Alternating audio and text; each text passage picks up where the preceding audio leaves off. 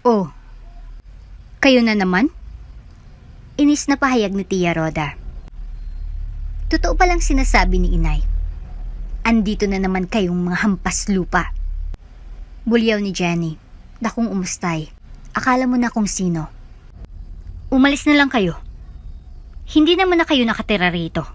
Kaya wala na kayong karapatan para magpakonsulta sa medical mission. Sabi ng matanda. Ngumiti lamang si Besa. Samantalang nanggagalaiti na sa galit sina Luis at Lena. Maya't maya lang ay dumating ng isang nurse. Doktora, andyan na po pala kayo. Eto na po yung lab coat nyo. Pati ng nurse kay Besa. Kanina pa po naghintay ang mga pasyente. Dagdag pa nito. Bigla na lang nalaglag ang panga ng mag-ina. Di nila akalain na ang kinukutya nilang si Besa ay isa na palang ganap na doktor. Bago ka pa lang sa channel neto, ibang kwento ni Ate Jane, istorya mo, ikwento ko. Huwag kalimutang pindutin ang notification bell at subscribe po. Isang hamak na labandera ang ina ni Besa. Dahil siyang panganay, nakaatang sa kanyang responsibilidad ng pag-aalaga sa kanyang mga nakababatang kapatid. Maaga kasing pumanaw ang kanilang ama, kaya wala nang katuwang ang kanyang ina. Besa? Anak, isilong mo ng labada. Medyo makulimlim na sa labas. Baka biglang umulan ay mababasa ang mga ito. Utos ni Aling Lucia. Opo, Inay. Tatapusin ko lang po itong pagluluto ko. Pagkatapos ay pupunta na ako sa bakuran. Sagot naman ng dalaga. Ilang saglit pa ay kinuha na ni Besa ang mga nakasampay.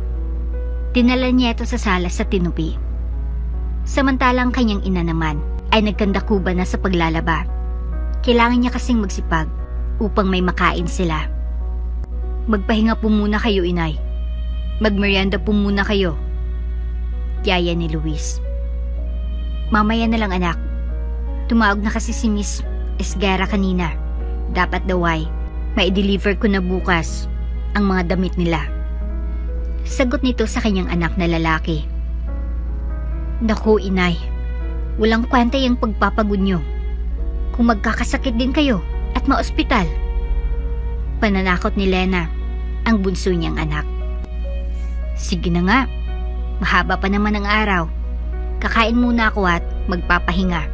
Tapos ay itutuloy ko na lang ito mamaya. Sabi ni Aling Lucia.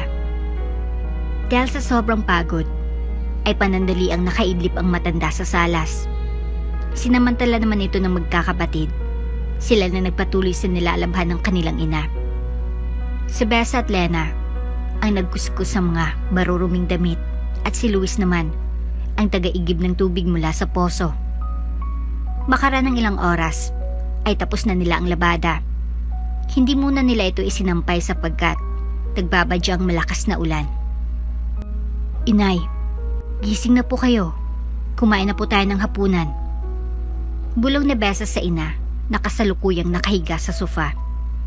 Ha? Gabi na? Paanong mga labada ko? Aligagang tanong ni Aling Lucia sa anak. Tapos na po lahat, Inay. Nilabhan na po namin. Ayun po, nasa may gilid ng salas. Sabi ni Lena. Ay nako, nagpagod na naman kayong tatlo. Hinayaan nyo na lang sana na akong tatapos ng mga yan. Sagot ni Aling Lucia. Hayaan nyo naman na tumulong kami. Malalaki na po kami at kaya na po naming gawin yon. Sabi naman ni Luis. Hindi na nakasagot pa ang matanda. Niyakap na lamang niyang tatlo niyang anak habang tumutulo ang luha sa kanyang mga mata. Isa lang naman kasing ibig sabihin ng lahat. Napalaki niya ng tama ang kanyang mga anak. Hindi katulad ng kapatid niyang si Rhoda na ini-spared ang kanyang mga pamangkin. Masarap bang ulam natin, Inay? Tanong ni Besa. Oo, parang luto sa karinderya. Pagbibiro ng matanda. Kami po ni ating nagluto niyan. Pagmamalaki naman ni Lena. Naku, si Ate Besa lang naman ang nagluto. Naghiwa ka lang ng karne at mga gulay. Patawang pahayag ni Luis. At least tumulong pa rin ako. Di katulad mo na nag-aantay lang na malutong ulam. Inis na sagot ni Lena. Oh, tama na yan. Nasa harap kayo ng hapagkainan. Panunuway ng kanilang ina. Pinagsaluhan ng mag-anak ang simple nilang ulam. Ang mahalagay, may nakakain sila araw-araw. Maring Lucia, may maganda akong balita para sa'yo. Sabi ng isa sa mga kumari ng ina nina, Besa. Ano yan, Mare? Gulat naman na tanong ni Aling Lucia. Naalala mo pa ba yung educational plan na kinuha mo sa akin ilang taon nang nakakaraan? Oo, Mare. Anong meron? Ngayong taon ng maturity nun, ibig sabihin, maaari mo nang ilabas ang pera na hinulog mo o gamitin ang scholarship ng isa sa mga anak mo na kasama ng policy. Paliwanag ng kanyang kumari. Ganun ba, Mare? Naku, magandang balita nga yan. Sa susunod na taon kasi ay magtatapos na si Besa. Ang pangarap pa naman niya ay maging isang doktora. Pagkukwento ni Aling Lucia. Aba tamang-tama lang palang educational plan na ito para sa inaanak ko. Laking tuwang sabi ng matandang babae. Tumpak, Mare. Teka nga pala, kailan ko maaaring i-apply para sa scholarship ni Besa ang educational plan na iyan? Sa June ng taon na ito, Mare. Maaari mo nang kunin ang certificate para sa scholarship. Tapos kapag papasok na sa Besa sa napili niyang universidad, itong ipapakita niya sa accounting department para wala na siyang babayarang matrikula at miscellaneous. Sige, Mare. Abiso na lang ko pag malapit ng takdang araw.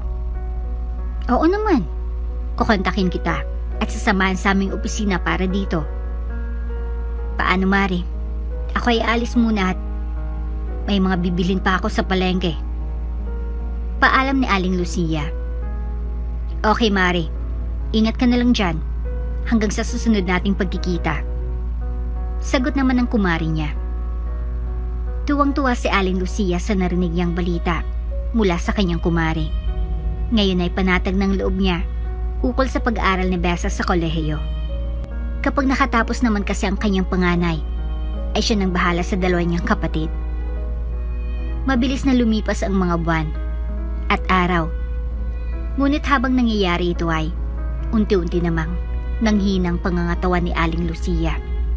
Nararamdaman niya na baka din na siya magtatagal. Kaya't minabuti na lang niya nalapitan ng kanyang kapatid na si Rhoda upang ipaalam ang tungkol sa educational plan na malapit na mag-mature. Aba ate, maganda niyang naisip mo para kay Besa. At least secured ang pag-aaral niya sa kolehiyo. Natutuwang pahayag ni Rhoda habang nag-uusap silang magkapatid sa may salas ng bahay nito. Oo, Rhoda. Talagang pinaghirapan kong hulugan ang educational plan na ito. Sagot naman ni Lucia sa nakababata niyang kapatid. Kaso nararamdaman ko na nanghina ng katawan ko. Kaya't ang gusto ko sana ay kung sakaling dumating ang oras ko ay ikaw na sanang bahala sa mga anak ko. Lalong-lalo na kay Besa. Nako ate, magtatagal ka pa. Huwag ka namang magsalita ng ganyan. May papangako mo ba sa akin na aalagaan mong mga pamangkin mo? Oo naman ate, pangako. Mas maigi nga sana kung pahawak mo na sa akin ng certificate na katibayan sa educational plan ni Besa. Sa ganitong pamamaraan ay makakasiguro ka na magiging okay ang lahat tungkol sa mga anak mo. Gustuhin ko man, Rhoda, ay hindi ko magagawa. Mas maigi na lang siguro na itago ko ito at ibili na lamang ang kinalalagyan nito kay Besa. Anong ibig sabihin ate? Wala ka bang tiwala na iingatan ko ito? Hindi naman sa ganun, Rhoda. Siyempre, ang bagay na yun maliban sa bahay at lupa na naipundar ng yuma akong asawa ang tanging may pamamana ko sa aking mga anak. Kaya dapat ko itong ingatan. Sige ate, kung yan ang sa tingin mong makakabuti, diyon na lang gawin mo. Sa bagay, sino ba naman ako para magtago ng educational plan na yan? May tinig ng paninisi sabi ni Rhoda. Huwag sana sumama ang loob mo, Roda. Bagkusay, matuwa ka pa nga. At sa'yo ko ipinagkakatiwalang aking mga anak. Naiintindihan ko naman, ate. At anong pangungumbinsi ang gawin ni Roda, di niya talaga mapapayag ang kanyang ate Lucia na sa kanya ipagkatiwalang educational plan ni Besa. Matalino kasing ate niya. Alam niyang pag-ugali ng kanyang kapatid. May pagkatuso ito at sigurado siya na gagamitin lang niyang educational plan na yon para sa kanyang anak. Ilang buwan nang lumipas, nagkasakit ng malubhas si Aling Lucia. Inalagaan siya ng kanyang mga anak. Subalit hanggang doon na lamang ang kanyang itatagal. Nang mawala ang kanyang ate, ay muling nakasilip ng pagkakataon si Roda upang kunin sa kanyang mapamangkin ang inaasam-asam niyang educational plan na nagkakahalaga ng milyon. Besa, ibinilin sa akin ng yumao mong ina na ako na lang daw ang bahala sa educational plan na kinuha niya para sa'yo.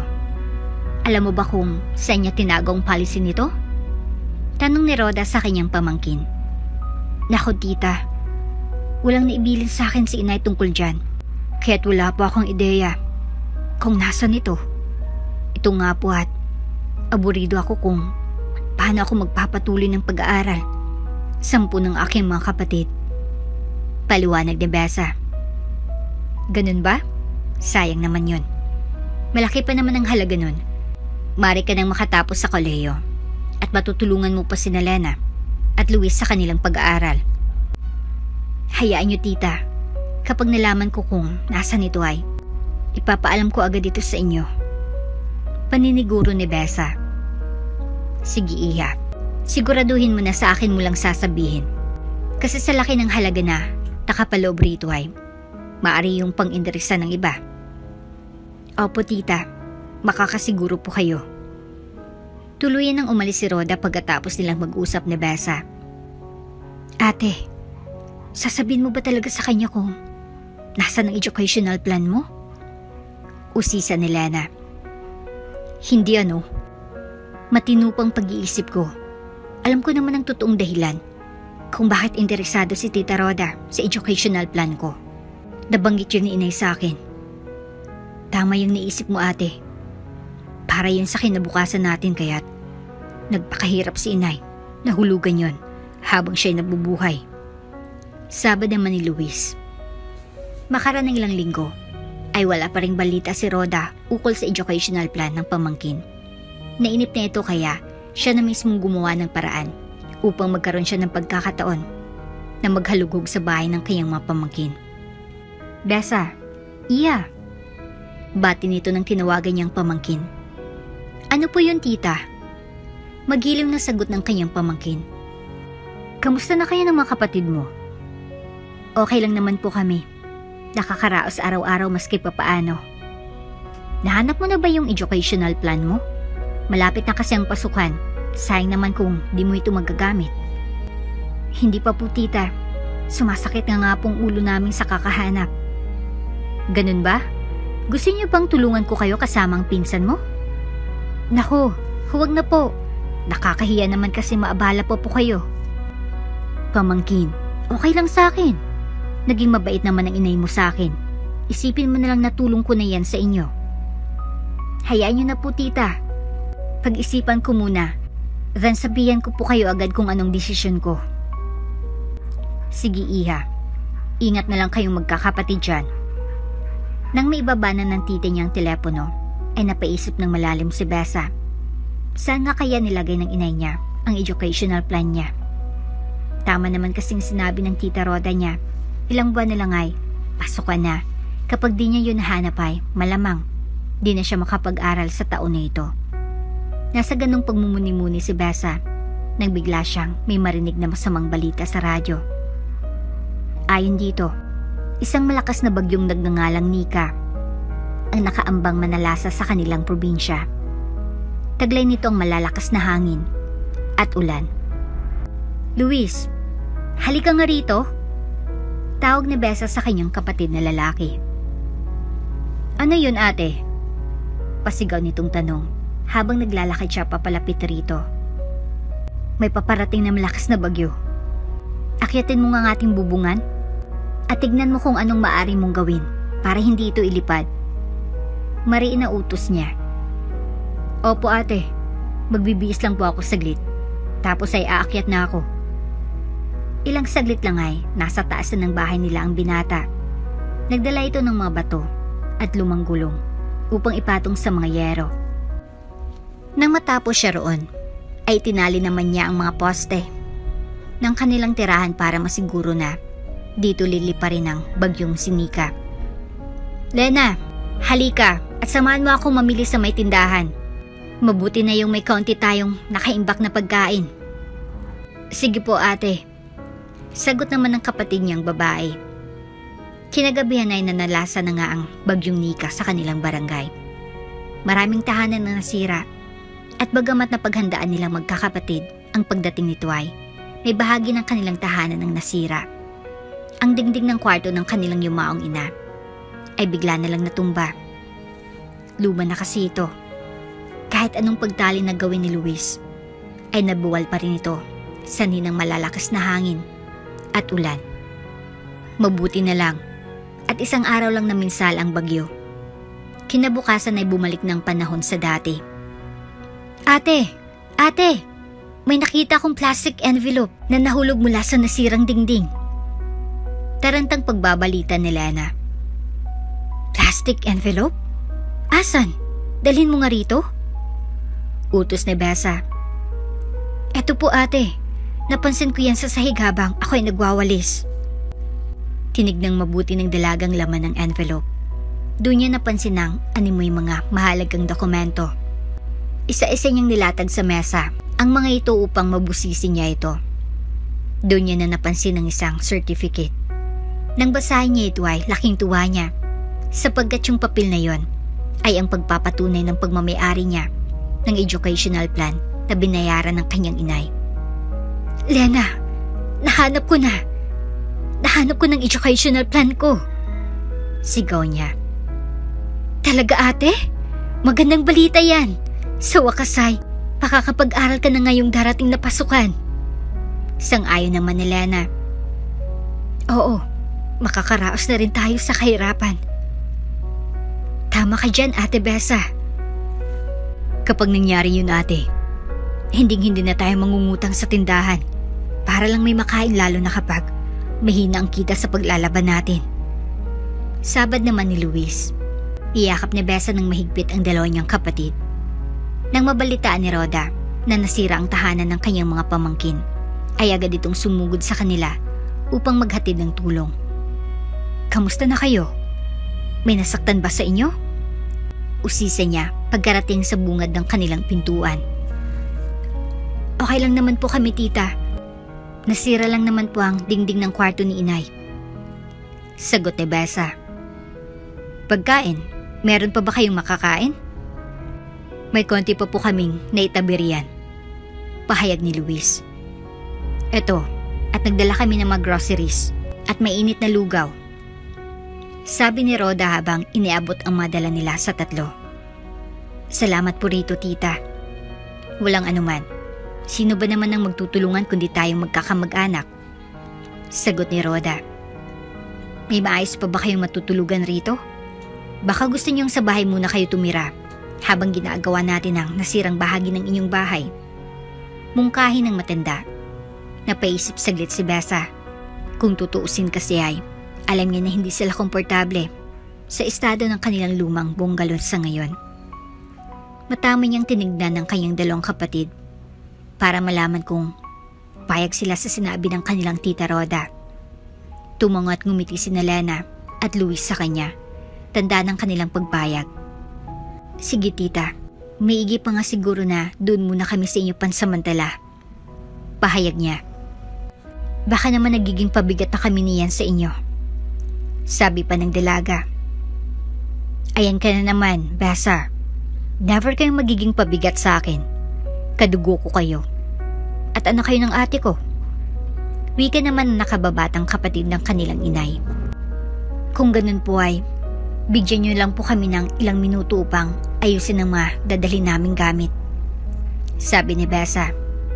Take your time. Hindi naman kami nagmamadali. Lilibot muna ako sa bahay upang makita ang iba pang nasira. Okay po, tita. Nang makapasok sa kanya sa silid si Besa, ay ganyang isinilid ang palihim sa kanyang bag ang plastic envelope na naglalaman ng educational plan. Matapos na Nay, hinabunin niya ito ng madamit niya. Makara ng ilan pang minuto ay handa ng 3. Ipadlock niyo na lang siguro ang pintuan at patayin niyo ang main switch bago tayo umalis.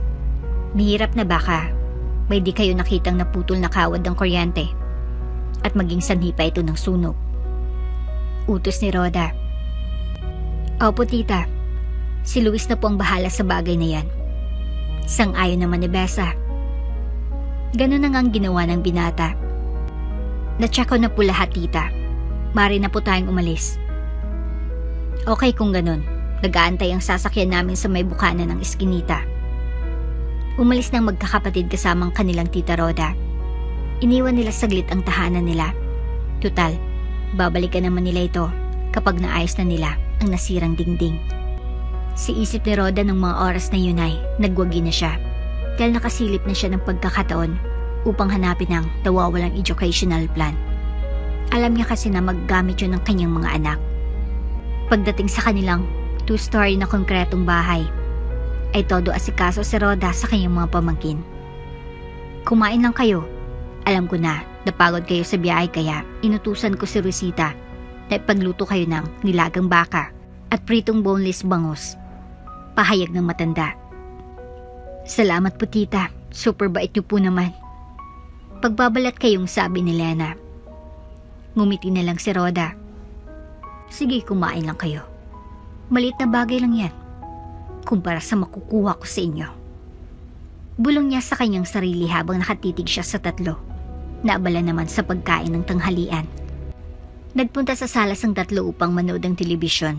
Dahil sa sobrang pagod, nakatulog sila. Ito ng pagkakataon para bumalik ni Rhoda sa kanilang bahay. Bilisan mo, Gary. Kailangan nating makarating doon agad. Utos ni Rhoda sa kanyang driver. Yes, ma'am. Masusunod po. Sagot naman ito. Tinapakan ni Gary ang accelerator ng kotse upang lalo itong bumilis. Dahil magaling siya, nakaiwas sila sa traffic. At agad na nakarating sa tahanan ni Besa. Bumaba ka ng sasakyan at tulungan mo ako sa gagawin ko. Opo, ma'am. Hinalughog nila ang buong kabahayan. O ano? Nahanap mo na ba yung educational plan? Tanong ni Rhoda sa kanyang tauhan. Hindi pa po, ma'am. Mukhang wala po rito. Pahayag naman ito. Teka, baka naman nakita na nila at itinago yun sa isang kubling lugar dito sa bahay. Baka nga po. Sa mga likod ng cabinet ka maghanap o sa ilalim ng kama, malamang doon nila ito nilagay. Sige po, ma'am. Sang-ayon naman ang masunuri niyang driver. Ilang oras nang lumipas ay wala pa rin silang nakitang anino ng educational plan na hinahanap ni Rhoda. Grabe ang pagod ko. Umuwi na lang tayo at bumalik rito sa ibang araw. Mungkahi ng matanda. Kayo po bahala, ma'am. Kailangan na rin kasi natin bumalik sa bahay at baka makahalata sila. Malamang, ma'am. Isara mo na yung pintuan. Hiniram ko lang itong susi sa kanila nang di nila nalalaman. Kaya't mapapaisip ang ngayon kapag makita nila na nakabukas ito. Umalis na nga ang mag-amo. Sinigurado nila na wala silang maiwan na kahit anong bakas na naroon sila. Medyo mabagal ng pagmamaneho ni Gary, di tulad kanina. Dan muna tayo sa mall. Kailangan kong bumili ng groceries para magamit ko itong dahilan na dito tayo nagtungo sakaling gising na sila pagdating natin. Sabi ni Rhoda. Okay, ma'am. Sagot naman ng driver. Ilang saglit lang ay papalabas na si Rhoda mula sa mall. Nang may mga bitbit na supot, tinulungan siya ng kanyang tauhan na ilagay yun sa compartment ng kotse. Uwi na po ba tayo, Ma'am Rhoda? Tanong nito sa kanyang amo. Oo, dumiretso na tayo. Nagawa ko ng gusto kong gawin. Wika ng matanda. Maya't maya lang ay papasok na ng grahe ang kotse. Ibinaba ni Gray ang pinamili ni Rhoda. Todo ang acting niya na ipinakita sa 3 pamangkin ng kanyang amo ang mga ito. Saan po kayo galing, tita? Usisa ni Besa. Diyan lang sa mall sa bayan.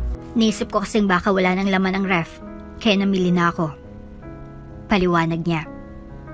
Tulungan ko na pa kayong magbitbit, sabi ni Luis. Salamat kung ganun, iho.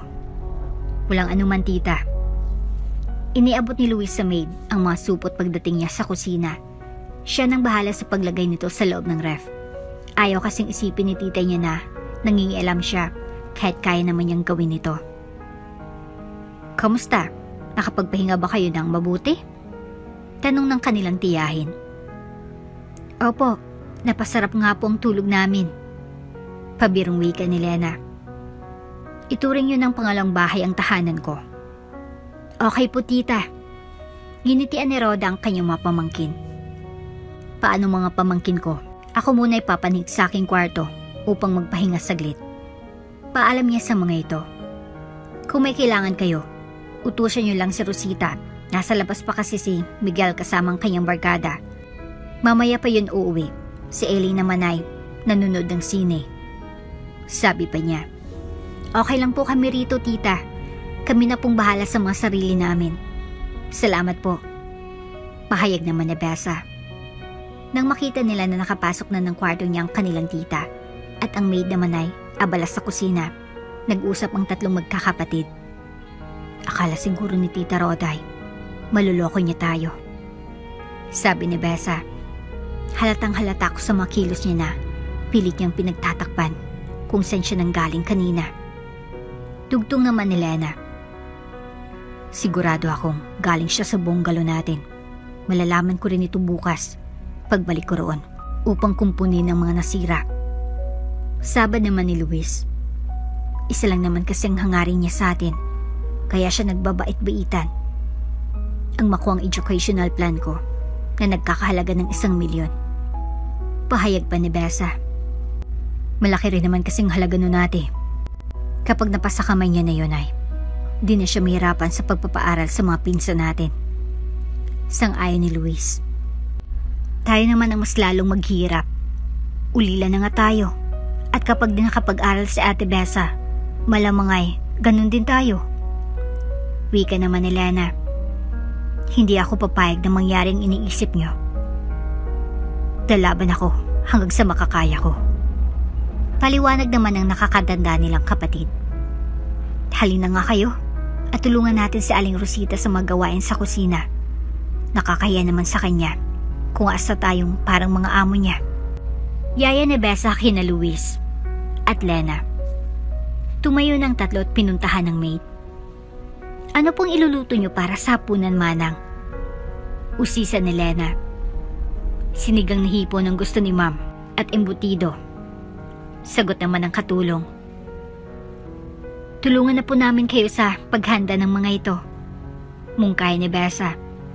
Daku, huwag na ma'am. Nakakahiya po sa inyo. Tutol naman ni Rosita. Manang, malalaki na po kami. Hindi na po kami bata para upo lang dyan sa tabi at walang gagawin. Sabi naman ni Luis. Kayo po bahala. Kung yan po ang nais nyo. Pasasalamat ng matandang katulong. Naturo ang mabuti ni Lucia ang kanyang mga anak. Hanggang sa pagtanday, dala-dala nila ang magagandang asal na iminulat niya sa kanilang mga murang isipan. Ibang-iba sila sa kanilang mga pinsan na walang alam gawin kundi ang maglakwatsa. Makaraan ng ilang oras ay taghain ang tatlong magkakapatid. Tapos nanay, kinatok nila ang kanilang tita Roda sa kanyang kwarto. Tita?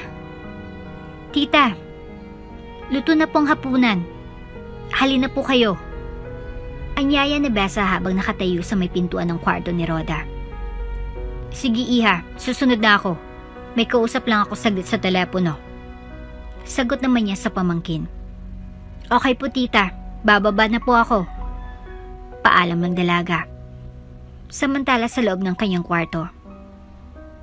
Ano kayang gagawin ko para malaman ko kung nahanap na nga nilang educational plan na yun? Bulong niya sa kanyang sarili. Sigurado ko na hindi nila basta-basta ibibigay yun sa akin nang walang kapalit. Pahayag pa niya. Nagbihis na si Rhoda at naghanda na itong bumaba sa hapagkainan upang salo ng tatlong magkakapatid. Ang sarap naman ito, sabi ni Rhoda nang matikman ang luto ni Besa. Si ate pong nagluto niyan, tita. Tinulungan niya si Manang. Buong pagmamalaki na pahayag ni Lena. Talaga? Magaling ka palang magluto. Manang-manang ka nga sa nasira mong ina. Bati naman ang matanda. Salamat po at nagustuhan niyo.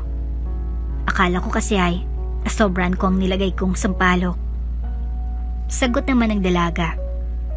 Pwedeng-pwede ka nang maging chef sa isang mamahaling restaurant. Pambobola naman ang kanyang tiyahin. Hindi pa naman po siguro ako ganun kagaling. Pagpapakumbaba ni Besa. Maniwala ka, iha. Bagay sa iyong maging world-class na cook. Sabi pa ng kanyang tita Rhoda. Todo bola si Rhoda sa kanyang pamangkin na si Besa. Kailangan niya kasing kunin ang loob nito upang ibigay nito ang bagay na kailangan niya. Sa totoo lang ay, hindi ko gustong lasa ng niluto mo. Pinasasakay lang kita at ang mga kapatid mo. Kapag nakuha ko ng bagay na inaasam-asam ko sa'yo, ay talsik ka na sa akin. Kaya't enjoy the moment while you can.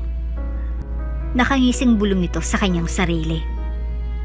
Napaniwala ng matanda ang kanyang pamangkin na magandang hangarin niya.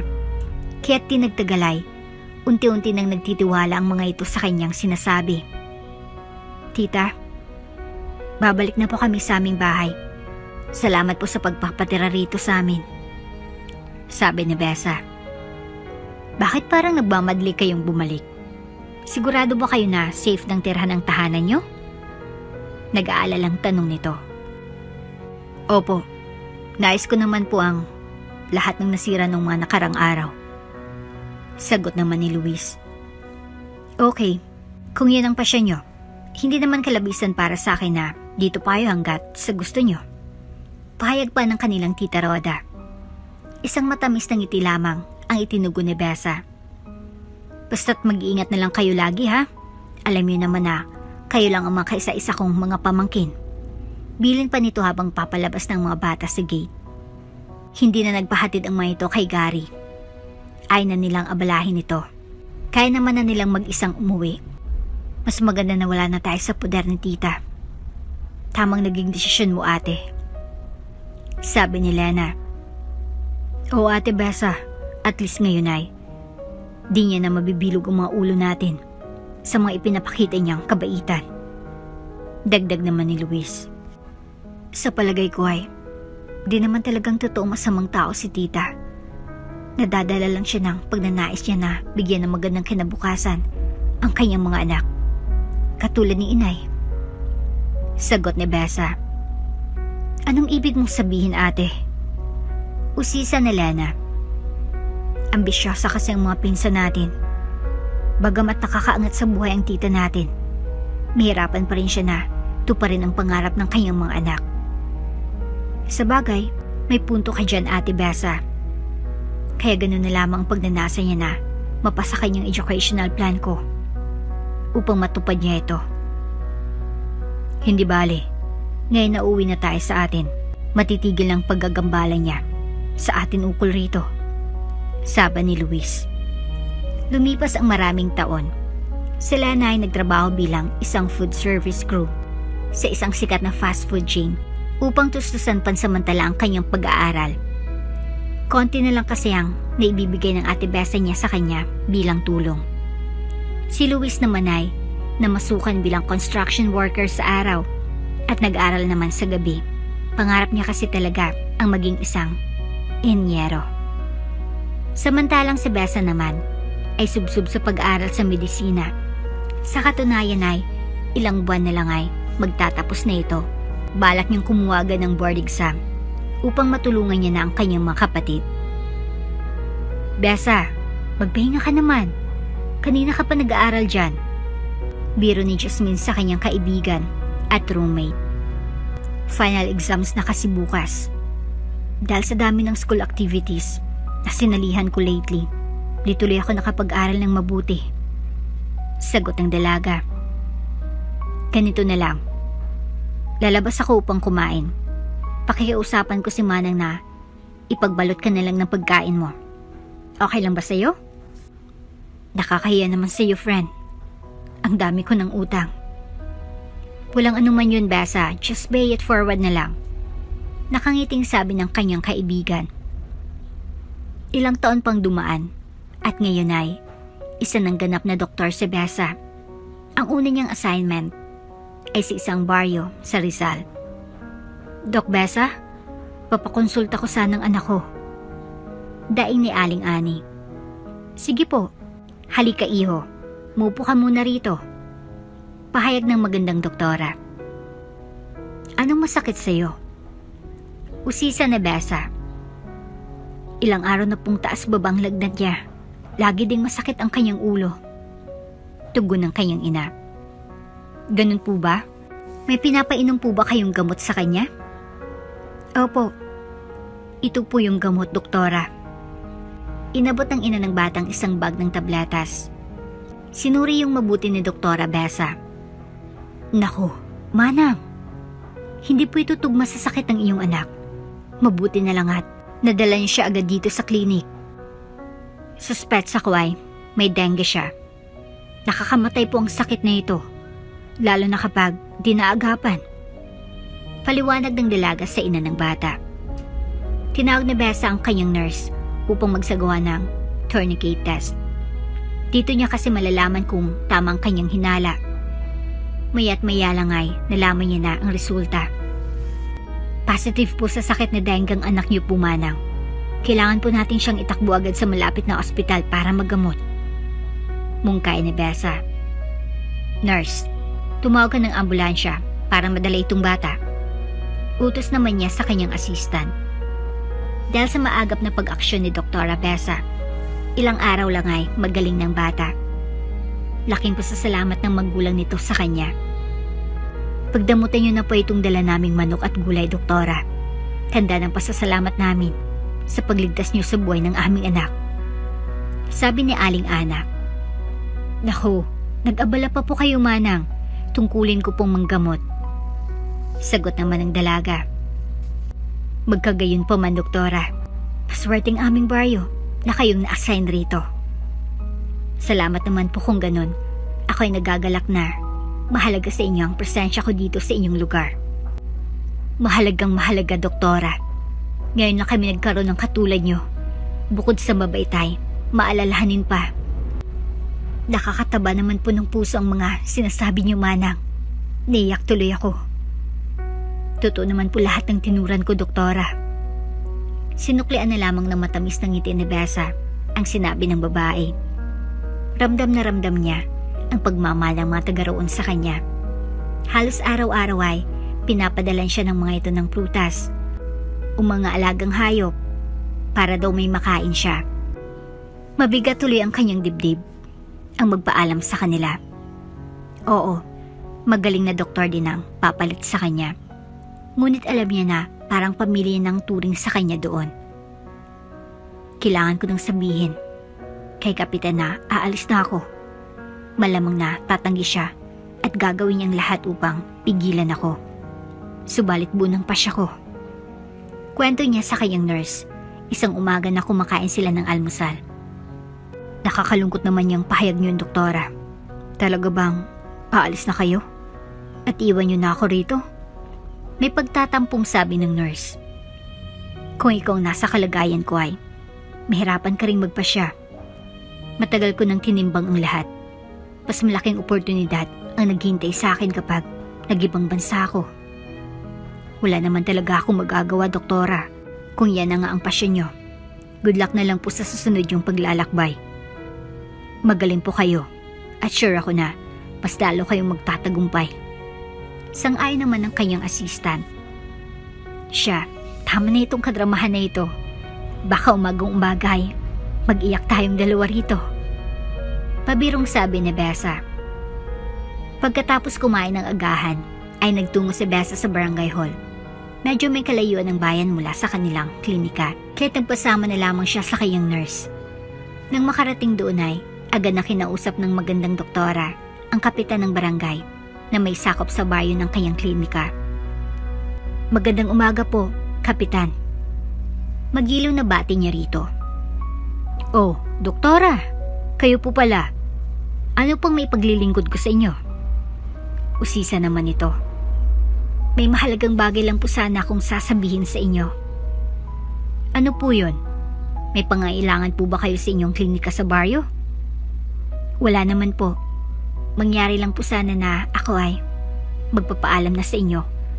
Alis na po kasi ako sa susunod na buwan. Ha? Bakit naman, Doktora? Hindi po ba kayo nagustuhan sa lugar namin? May nanggugulo po ba sa inyo? Mababait pong mga taga rito, Kapitan. Mabigat nga pong loob ko na lisanin ang lugar na ito dahil napamahal na rin sila sa akin. Ganun po ba? Bakit alis po kayo?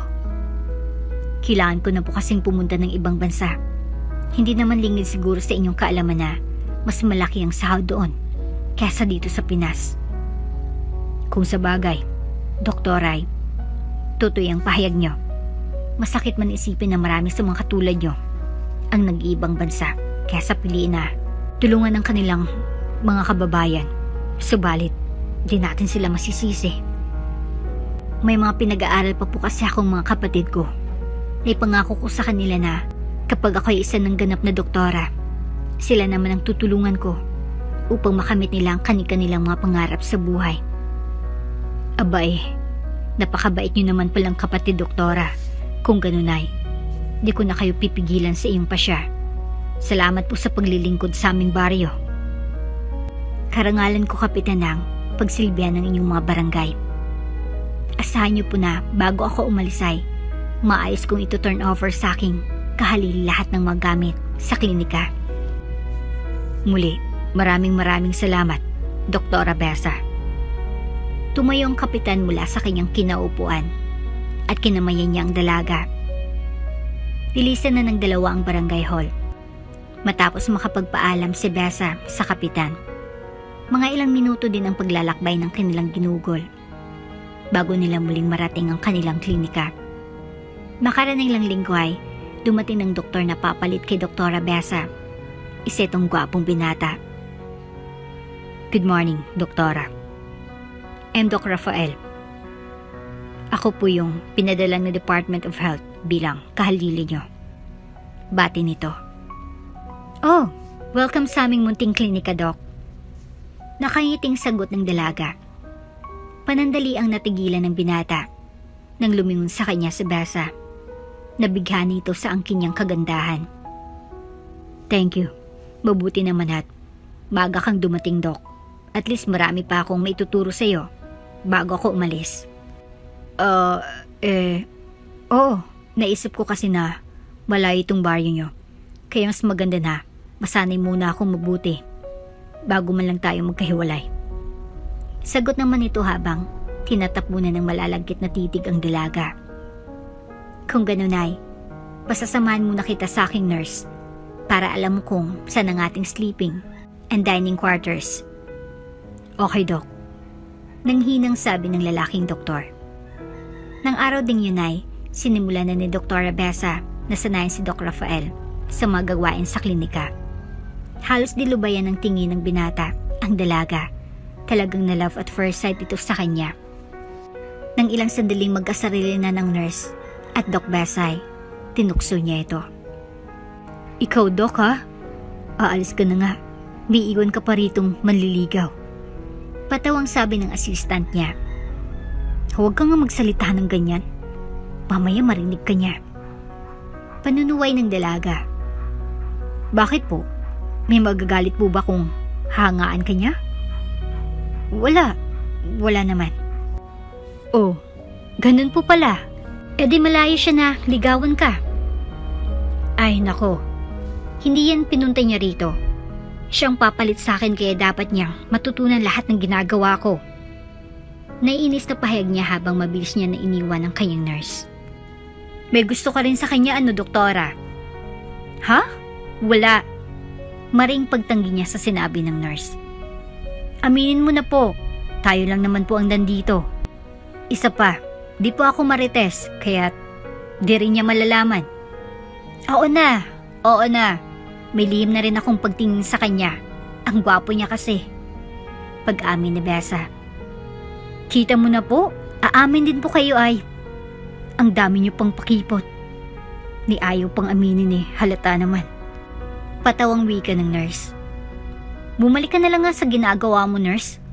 Huwag ang love life ko ang pag-aksiyan mo ng oras. Kunwaring inis na utos niya rito. Maya't maya lang ay, nilapitan na Besa si Doc Rafael. May nais kasi itong ikonsulta tungkol sa isang pasyente. Lalo lang kinilig ang nurse nang makita silang dalawang nag-uusap. Mabilis na dumaan ang mga araw. Panahon na upang umalis ni Doktora Besa. I need to go. Naituro ko naman sa iyo lahat siguro ang lahat ng dapat mong malaman. Paalam niya kay Doc Rafael. Hindi pa lahat, Doktora. May nakaligtaan ka. Sagot naman ito. Ano naman yun? Nakalimutan mo. Turo ng puso ko. Na huwag mag-alala. Wala akong panahon para sa mga ganyan, Doc. Ang asikasuhin ay ang mga pasyente natin. Sigurado ka ba na kaya mo akong iwanan rito? Nang hindi mo lang sinasagot ang tibok ng puso ko? Tama na nga yan. Nakangiti niyang wika. Aminin mo sa akin na wala kang gusto sa akin. At ngayon mismo ay titigil na ako. Pagbabanta ng doktor. Oops, may break muna. Gusto mo ba ma-shoutout dito sa channel ni Ate Jane? Mag-comment lang ng lesson you learned from the latest story uploaded. Dahil pipili kami ng isang best comment of the day para i-shoutout sa susunod na upload.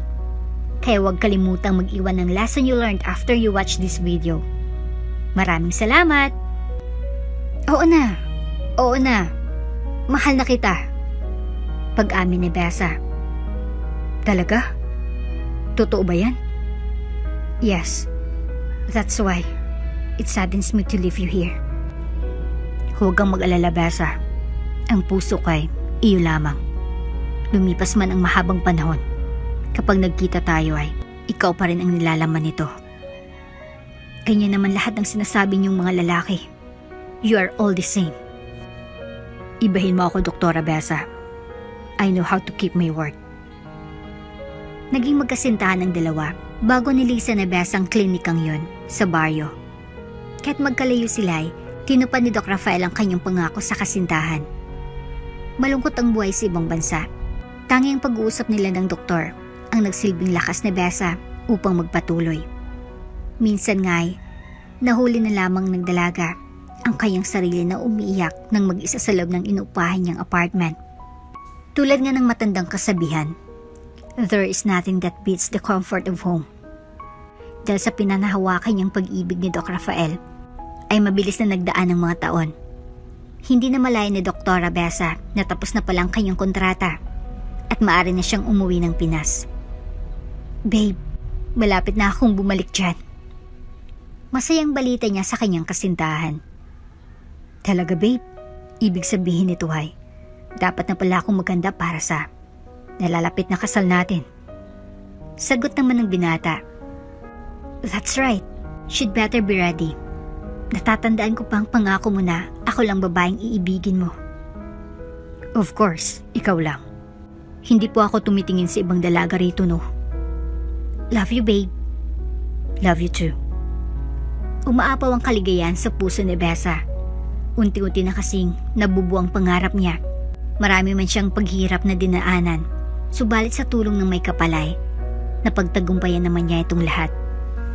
Manong, pakidala naman po ng luggage ko.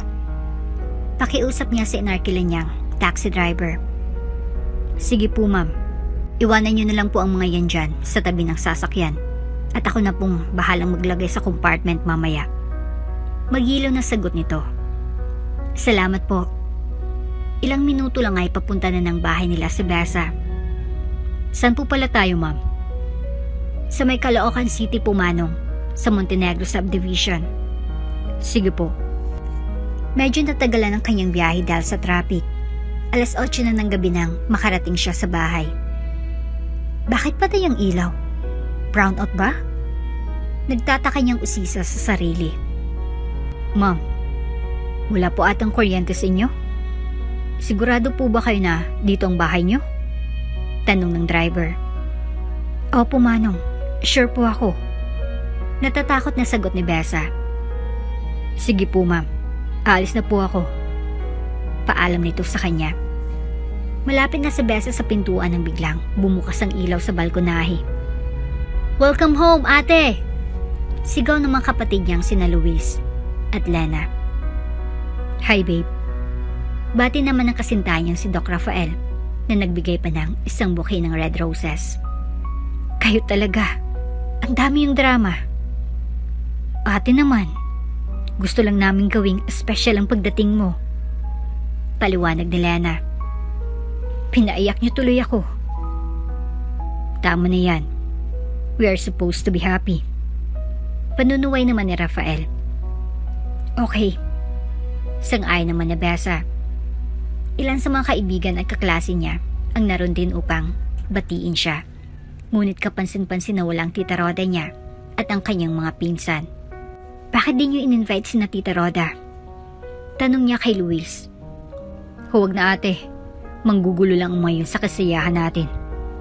Inis na pahayag naman ito. Maligayang maligaya ang dalaga ng mga oras na yun. Bukod kasi sa welcome party ay naging engagement party rin nila ni Rafael ang pagsasalo. After a month ay ikinasal na ang dalawa. Konti lang ang bisita sapagkat simple wedding lang ang hiniling niya sa asawa. Nadestino si Besa sa isang private hospital. Dahil sa angking talino ay agad itong naging head ng mga doktor na naroon. Nurse Carol, kumusta ang pinapaayos ko na medical mission natin? Usisa na Besa. Okay ng lahat, Doc. Ready na po tayo para sa Sabado. Na-coordinate ko na rin kay Kapitan ang ating medical program. Pagbabalita ng nurse. Great. I expect na maging handa ang lahat para sa gagawin natin.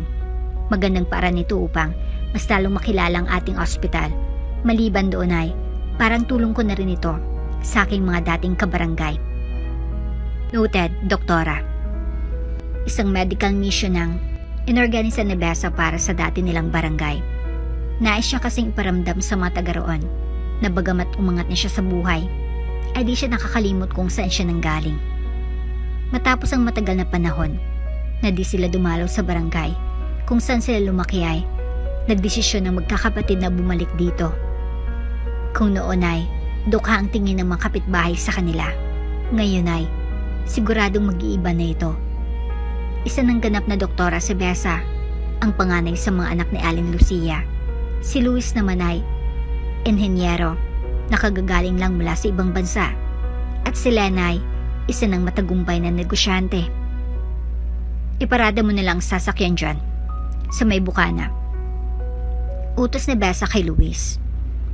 Hindi kasi kasya sa masikip na daanan papunta sa barangay hall. Sabi pa niya, sige ate, muna na kayo ni Lena. Ako na bahala rito. Sang-ayon naman ng binata sa kanyang panganay na kapatid. Sumunod ka kaagad, Luis, ha? Baka makakita ka naman ng magandang dalaga dyan, ay kung saan ka na magpunta. Pabirong bili ni Lena sa kapatid. Iben mo nga ako, Lena. Good boy na ito. Pahayag naman ni Luis. Naglakad ang dalawa sa makipot na eskinita. Ito ang barangay na kinalakihan nila. Maraming mga pasikot-sikot na daraanan. Ang barangay masagana. Tahimik na sanang lahat. Habang patungo sila sa barangay hall, ay makasalubong nila ang kanilang tiyahing mapangutya, ang Tia Roda nila. Aba, tingnan mo nga naman. Ang bilis lumipad ng balita. Sabi pa nito sa magkapatid. Magandang umaga, tita. Bati nila. Ano naman ang kinaganda ng umaga kung kayong makikita ko? Buliw niya sa mga rito. Habang hawak ang isang bote ng gin na kabibili lamang niya sa tindahan. Huwag niyong abusuhin ang katawan niyo po. Ang aga-aga pa ay umiinom na kayo ng alak. Sabi ni Besa. Wala kang pakialam sa ginagawa ko, pamangkin. Hindi naman ikaw ang nagbibigay ng perang pambili ko, kundi ang mga anak ko na isang inhenyero at nurse sa Maynila. Pangatwiran ng matanda. Nagpapaalala lang po ako. di na po kayo bumabata. Dagdag pa ng dalaga. Ang sabihin mo, kaya kayo narito ay nabalitaan niyo na may medical mission sa ating barangay. Naghanap kayo ng libreng pagpapagamot. Palibhasa mga dukha kayo. Sigaw ng Tia Roda nila. Nanahimik lamang ang magkapatid at tikom ang bibig na iniwan ng matanda. Ilang saglit lang ay nagkita na naman sila sa may barangay hall. Sa pagkakataon na yun ay kasama na ng kanilang tita ang bunso nitong anak na si Jenny na kasalukuyang kumukuha ng medtic sa isang universidad sa bayan. Oh, kayo na naman? Inis na pahayag ni Tia Roda. Totoo palang sinasabi ni Inay. Andito na naman kayong mga hampas lupa. Bulyaw ni Jenny na kung umastay, akala mo kung sino. Umalis na lang kayo. Hindi naman na kayo nakatira rito, kaya wala na kayong karapatan para magpakonsulta sa medical mission. Sabi ng matanda. Ngumiti lamang si Besa, samantalang nanggagaliiti sa galit sina Luis at Lena. Maya't maya lang ay dumating isang nurse. Doktora, andyan na po pala kayo. Ito na po yung lab coat nyo. Bating ng nurse kay Besa. Kanina pa po naghintay ang mga pasyente. Dagdag pa nito. Bigla na lamang nalaglag ang panga ng mag-ina. Di nila akalain na ang kinukutya nilang si Besa ay isa na palang ganap na doktor. Isa ka na palang doktor? Nagtatakang tanong ni Tita Roda. Opo tita, sa wakas ay natupad ko na rin ang pangarap ko. Sagot naman niya rito. Pasensya na sinasal namin kani-kanina lang. Paghingi nito ng paumanhin. No worries po. Sanay naman ako sa pag-ugaling niyong yan. Maangas naman ang pahayag ng dalaga. Sige po, papasok na po ako sa loob. Naghihintay na po kasi ang aking mga pasyente. Iniwan ni Besa ang kanyang tita sa labas ng lugar kung saan ginaganap ang medical mission. Wala na siyang pakialam. Kung isipin nito na bastos siya, deserve niya ito matapos ng lahat ng ginawa niya sa kanila. Ang galing mo kanina ate ah, sabi ni Lena, na hindi ka malang nagpatinag sa mga tinura ni Tita Roda. Dagdag pa ni Luis. Sa tingin niyo ba, okay lang yung inasal ko kanina? Tanong ni Besa sa mga kapatid. Ozom ate, don't be guilty about it. Pagbibiro ni Lena. Pumasok ng magkakapatid. Nagsimula agad si Dr. Besa sa kanyang trabaho, habang tumulong naman sa kanya si Lena at Luis. Mabuti naman doktora, at naisipan yung mag-medical mission dito sa barangay namin. Pahayag ng isa sa mga pasyente niya. Lola, taga rito po kami dati. Ang nanay ko po ay dating labandera. Sa pamamaraan niya kaming pinalaki at pinag-aral. Sagot ni Besa sa matandang babae. Ganun po ba? Iha, ikaw ba yung anak ni Lucia? Opo, kilala niyo pong inay ko? Siyang labandera ng mga apo ko. Sa kanya lang nila pinapalabang kanilang damit kasi malinis siya magtrabaho. Nakakatuwa naman po yung sinabi niyo, Lola. Totoo yun, anak. Huwara na labanderang yung inay. Bigla na lamang tumulo ang luwas sa mga mata ni Besa. Naalala niya kasi ang kanyang inay. Kung saan ay doktor na siya nun, di naggamot niya na ito sa kanyang karamdaman. Buong araw na nanggamot si Besa nang walang kapaguran. Mahal na mahal niyang pagiging doktor. Itong matagal niya ng pangarap simula nung siya'y bata pa. Anong gusto mong maging paglaki mo? Tanong ng kanyang inay Lucia. Doktor po inay. Walang pag-aatubiling sagot niya. Bakit naman doktor? Para po akong manggagamot sa inyo at mga kapatid ko kapag nagkasakit kayo. Ang bait mo naman anak. Hindi po ba ganun po dapat? Nagpapakahirap po kayong maglaba para may kainin po kami araw-araw. Nararapat lang po na suklian ko yun paglaki ko. Tama ka dyan, Besa. Kapag nakamit mo ng pagiging doktor, dapat ay huwag kang makakalimot sa pinanggalingan mo. Opo, inay. Makakaasa kayo na yun nga ang gagawin ko. Sana nga po ay mantay niyo po na magawa ko yun. Doktora! Doktora! Tawag sa kanya ng isang nurse. Naalimpungatan si Besa. Isa lamang palang panaginip ang nangyari kanina. Akala niya ay totoong kausap niya ang kanyang inay. Ano yun, nurse? Isa po sa mga pasyente natin ang bigla na lang nahimatay. Nasaan siya? Nandun po sa isang sulok. Halika, samahan mo ako sa kanya. Opo, doktora. Nagmamadaling naglakad si Besa patungo sa sinasabi ng nurse na pasyente. Laking gulat niya nang makilala niya ito. Tita Rhoda? Gulat niyang pahayag. Anong nangyari sa kanya, nurse? Tanong niya. Kinukuhanan pa lamang po namin siya ng kanyang blood pressure nang bigla na lang po siyang nawala ng malay. Kwento ng nurse na naroon. Sige, itutok yung electric fan sa kanya para di siya mahirapang huminga. Sinuri ni Besa ang kanyang tiyahin. Napansin niya na may bukol ito sa likod ng kanyang ulo. Nurse, sinong kasama ng pasyente na pumunta rito? Wala po, doktora. Siya lang po mag-isa. Tumawag ka ng ambulansya. Dalhin siya sa ospital natin. Pagdating doon ay CT scan niyo siya. Utos niya rito. Yes, Doc. Tatapusin ko lang natitirang pasyente ko. Susunod na lang ako doon. Ilang minuto lang at dumating ng ambulansya. Lena at Luis, sumama na kayo papunta ng ospital. Utos niya sa kanyang mga kapatid. Kahit na maraming ginawang masamang tiyahin niya, ay di pa rin niya pinagdamutan. Ginamot niya pa rin ito. Kamusta ng pakiramdam niyo, tita? Sabi ni Besa nang bisitahin niya ito sa kanyang kwarto. Okay naman na, doktora. May hinang sagot nito. Dadulas po ba kayo sa bahay niyo? Kasi nung nahimatay kayo ay may nakapakong bukol sa likuran ng iyong ulo. Oo, Besa. Ilang araw na rin ang nakaraan ang nangyari yon. Sino po sa mga anak niyo o kasama sa bahay ang nakakaalam na nadulas kayo? Wala, iha. Inilihim ko ito sa kanila sapagkat ayaw ko na maabala pa sila. Mabuti na lang pala at napasyal kayo sa medical mission namin, tita. Kung hindi ay, baka na paano na kayo? Bakit nga ba napunta kayo ron? Sa totoo lang ay, naghirap na rin kami. Halos wala nang kinikitang negosyo ko. Maalala ko nga po pala, hindi ba't nung tayong nagkita kanina ay kasama niyo pang anak niyong si Jenny? Oo, kasama ko nga siya.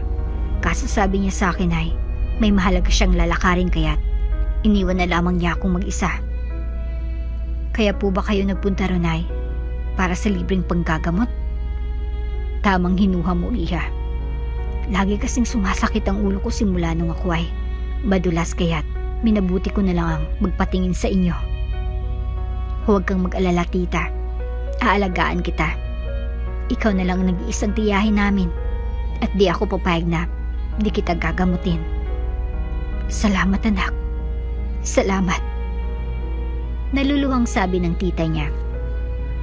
Walang kwentang pagiging doktor ko kung ipagkakait ko ito sa inyo. Natigilan bigla si Rhoda bago ito muling nagsalita. Patawad. Patawad sa mga nagawa ko. Hindi ko sinadya na kutsain kayo at lokohin. Nadala lang ko nun sa pagiging kahaman ko sa pera. Hayaan niyo na po yun, tita. Tapos na ang lahat. Ang mahalagay, kasama na namin kayo. Ilang araw pang nanatili sa ospital si Rhoda. Ang lahat ng gastusin niya ay sinagot ni Besa. Nang magaling na siya ay hindi na siya pinayagan ng dalaga na umuwi sa kanila. Bagkus ay dinala niya ito sa kanilang bahay kasamang pinsan niya at ang katulong nilang si Rosita. Nakakahiya naman na sa inyo ako tumira. Pahayag ng tita Rhoda niya habang pauwi sila mula sa ospital patungo sa kanilang bahay sa subdivision. Kapatid po kayo ng inay namin. Marapat lang na alagaan namin kayo. Sagot naman ni Lena. Jenny, magpasalamat ka sa mga pinsan mo. Malaking naitulong nila sa atin. Utos ni Rhoda sa kanyang anak. Salamat, Doc. Lena at Luis, at di nyo kami pinabayaan. Walang anuman, Jenny. Pahayag ni Besa. Ibinenta ng tita nila ang kanyang bahay. Wala na kasing titira roon. Para makatulong siya sa mga pamangkinay, nag-isip na lamang siya na pasukin ang online selling. Sa maliit na puhunan ay nakapagsimula siyang magtinda ng mga designer bags. Hindi naglaon ay lumago na ito. Marami siyang naging mga customer. Iha, may sasabihin sa anak ko sa iyong mahalaga. Wika ni Roda habang kumakain sila ng hapunan. Ano po yun, tita? Magiliw na tanong ni Besa. Sa susunod na buwan ay baka lumipat na kami ni Jenny ng bahay. Paalam nito. Bakit po? Hindi niyo na po ba gustong tumira rito sa amin? Hindi naman sa ganun. Lumalakas ng aking online sa negosyo.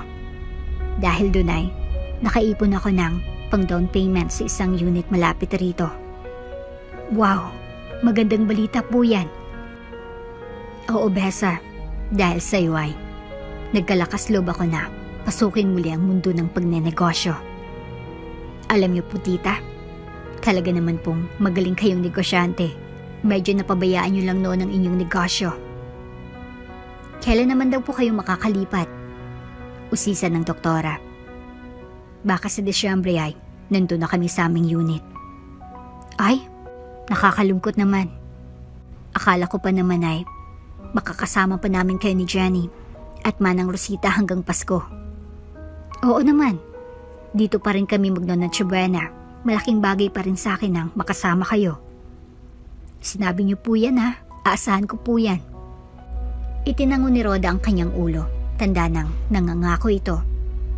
Teka nga pala, si Rafael, may balak ba siyang umuwi ng Pinas ngayong Pasko?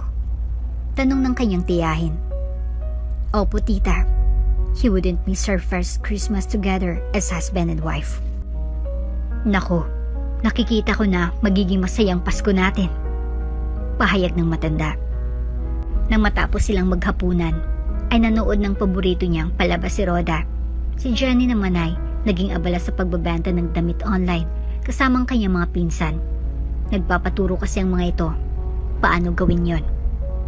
Luis, hindi ganyan ang paghawak ng camera. Pagsasawa ni Jenny. Dapat ay i-focus mo sa bag at huwag sa mukha ko. Itutok mo lang yan sa akin kapag nagsasalita na ako. Sabi pa niya. Oo na, at least gets ko na kung paano. Patawang sabi ni Luis. Jenny, paano ko naman hawakan ito habang nagsasalita ka? Usisa naman ni Lena. Iikot mo lang siya ng dahan-dahan, then kapag yung material naman na ginamit sa bag ang sinasabi ko, idaan mo lang ng bahagya ang kamay mo. Ang galing mo talaga, Jenny. No wonder ang dami niyong nabebentang bag ng inay mo. Nakuha ko lang yan sa practice. Kagaling din kayo. Pahayag naman ito. Palagay ko ay hindi bag ang ibebenta namin. Sabi ni Luis. Kung hindi bag, ano? Mataray na sagot ni Lena. Mga imported na chocolate. May produkto ka na, may libreng pagkain ka pa. Pagbibiro naman ito na ikinainis ni Lena. Sa may di kalayuan ay natutuwang pinagmamasdan ni Besa ang mga ito. Malayo na rin kasi ang narating ng pamilya. Nagsimula sila bilang mga mahiyaing bata na nakatira sa isang lumang bahay, nangarap at nagsumikap upang makamit ang kanilang mga minimiti sa buhay. Mabilis na dumaan ang mga buwan, maya't maya lang ay Pasko na. Merry Christmas sa lahat! Bati ni Besa. Ganun din sa iyo, ate. Sagot naman ng kanyang mga kapatid. At si Jenny. Salamat sa mga regalo ko. Saba naman ni Tita Roda. Halina kayo, kumain na po tayo. Yaya ni Rafael. Opo, nahinda na po ni Manang Rosita ang hapagkainan. Pagsaluhan na natin ang munting handa namin para sa Noche Buena. Sabi ni Besa. Manang, samahan niyo po kami. Bahagi na po kayo ng pamilyang ito. Maupo na po kayo dyan sa isang silya. Dagdag pa ng magandang doktora. Bago pala tayo kumain ay, may ibabalita kami ni Rafael. Ano yun, ate? Excited na tanong ni Luis. Magkakaanak na kami. Pagbabalita ni Besa. Talaga? Ate? Paniniguro ni Lena. Oo, magkakaroon na kayo ng pamangkin na aalagaan. Pabirong sagot ni Rafael. Nako, napakagandang balita nga yan, sabi pa ni Luis. Maligayang lahat sa hapagkainan. 1 taon na naman ang lumipas. Nang mga sumunod na buwan ay naging makabuluhan para kay Besa. Dala niya na kasi sa kanyang sinapupunan ang preba ng pagmamahalan nilang mag-asawa. Si Rafael naman ay todo kahit sa ibang bansa. Halos din na ito nagpapahinga para lang makaipon para sa panganganak ng kanyang misis. Hello babe, malapit ka na ba uling umuwi ng Pinas? Usisa na Besa sa asawa. Nakapagpaalam na ako sa aking boss, pero di ko pa alam kung papayag siya. Sagot naman ni Rafael.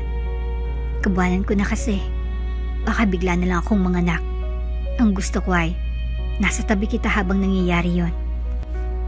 Huwag kang mag-alala babe. Darating ako. Pangako mo yan ha? Paniniguro ni Besa. Kailan ba ako di tumupad sa pangako ko? Tanong naman ng asawa niyang lalaki. Makaraang ilang linggo ay nakabalik na ng Pinas si Rafael. Eksakto naman na pagdating niya sa bahay nila ay manganganak na si Besa. Para bang inantay lamang siya ng kanilang anak. Dito ka lang sa tabi ko babe. Dito ka lang. Sigaw ng kanyang misis habang dinadala ito sa delivery room. Yes Besa, hindi ako aalis. Paniniyak naman niya. Maya't maya lang ay isang malusog na lalaking sanggol ang iniluwal ng doktora. Maputi ito at matangos ang ilong. Ang mata niya ay may pagkakahawig si Inay Lucia niya. Hindi magkamayo sa tuwa sina Luis at Lena. Sa akin niya nakuha ang pagiging gwapo, pahayag ni Luis. Mata naman ang namana niya sa akin, sabi naman ni Lena. Tumigil lang kayong dalawa dyan. Paanong sa inyo nagmamana si baby? Hindi naman kayong magulang. Pagbibiro ni Roda. Siyempre, mga tito at tita niya kami. Masayang sagot naman ni Luis. Ilang oras lang ay nasa recovery room na si Besa. Dahil pumayag siya na sa breastfeeding ang bata, kinakailangan niyang pumunta ng nursery para mapadede ito. Naniniwala kasi siya na mas maigi ang gatas ng ina, mas lulusog ang bata, at malalayo ito sa sakit. Isa na ngayong ganap na ina ang dati ay mapangaraping dalaga, katulad na rin siya ng kanyang inay at tita Roda. Mararanasan na rin niya ang mapasakit na dinaanan nila upang maitaguyod ang kanilang mga anak. Ang kaibahan nga lang ay nasa tabi niya ng asawa niyang si Rafael, kaagapi sa kahit anong bagay. Ang pagiging ina ay pangarap ng maraming babae, ngunit hindi lahat ay may kakayahan na magkaroon ng anak. Maswerte si Besa sapagkat hindi lang siya isang doktora, kundi isang ina sa isang malusog na sanggol. Lumipas ang 1 taon ay nagdiwang ng unang kaarawan niya ang kanilang anak na si Miguel. Isang magarbong handaan ang ibinigay ng mag-asawa sa kanya bilang pasasalamat sa puong may kapal na walang sawa nitong pagbibigay sa kanila ng biyaya. At dito na nga po nagtatapos ang ating kwento. Hanggang sa muli. Shoutout nga pala kay Merlylin. Ang sabi niya, Good afternoon, Ate Jane. Thanks a lot for upload another inspiring, amazing, and beautiful story. I enjoyed listening to your nice stories. Maraming salamat! Kung bago ka pa lang sa channel neto, ibang kwento ni Ate Jane, istorya mo, ikwento ko. Huwag kalimutang pindutin ang notification bell at subscribe button.